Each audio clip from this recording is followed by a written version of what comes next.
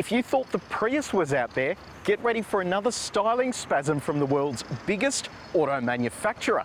This is the all-new Toyota CHR, and it's the brand's answer to the popular Honda HR-V and Mazda CX-3.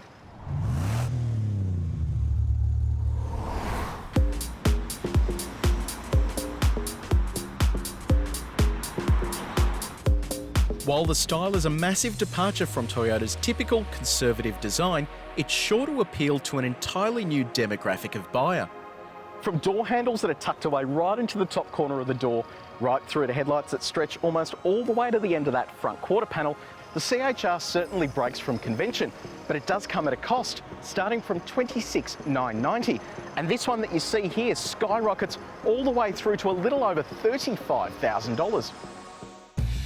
Despite appearances, the CHR is actually longer than its competitors in this segment, like the Mazda CX-3 and Suzuki Vitara. It also trumps the Mazda in terms of cargo space, offering up 377 litres, which is over 100 litres more than the CX-3. There's a space-saver spare tyre, and the second row folds in a 60/40 split folding configuration. That extra body length doesn't translate to rear legroom though. I don't have much knee room, but what's even worse is the shin room due to the bottom of the front seat. I don't think I'd want to be stuck back here for a longer drive. But on the positive side, there is a stack of headroom here. There's no centre armrest, and storage indoor is limited to just cup holders for your odds and ends. But the big upshot is that the seats are quite comfortable and feel very premium in comparison to the competition.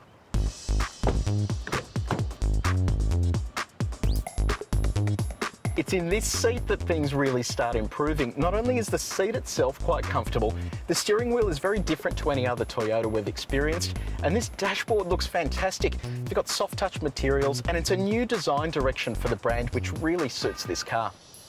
But it's all let down by this lackluster 6.1-inch infotainment system that looks like it was plucked from a Corolla in the mid-noughties. In a car that's so obviously targeted to a younger audience, it's missing tech like Apple CarPlay, Android Auto, digital radio, and not only that, it's really fiddly to use on the move.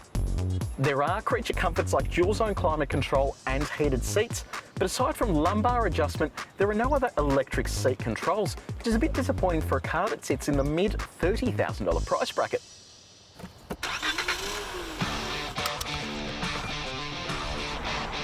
Under the CHR's bonnet is a 1.2-litre, 4-cylinder turbocharged petrol engine that produces a modest 85 kilowatts of power and 185 newton-metres of torque.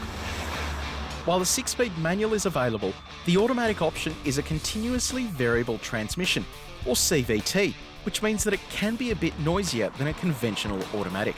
While the engine performs well, throw a passenger or two into the mix and it becomes positively sluggish. And on top of that, it only drinks premium unleaded fuel, but thankfully it only does it at a rate of around 6.3 litres per 100 kilometres. Visibility on the move out the front and sides is great, but rearward visibility is fairly limited, as is rear three-quarter. Thankfully though, the range comes with a heap of safety aids like lane departure warning, blind spot assistant, autonomous emergency braking, front and rear parking sensors, a reversing camera, and even 7 airbags. The thing that surprised us the most with the CHR is actually the ride. At the moment, we're driving through the urban environment and it's doing incredibly well. And to be honest, this is where this car is going to spend the majority of its time. We're also impressed by the level of steering feel given the segment this car plays in.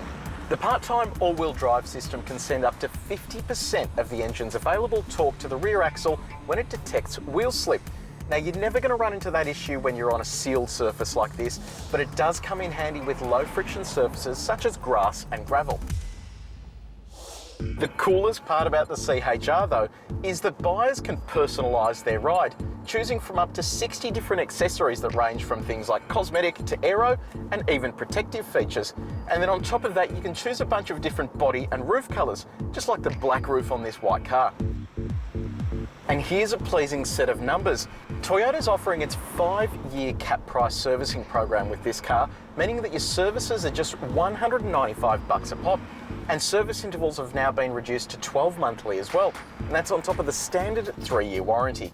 At a little over $35,000 plus on-road costs, this top-spec Cobra variant isn't the pick of the bunch.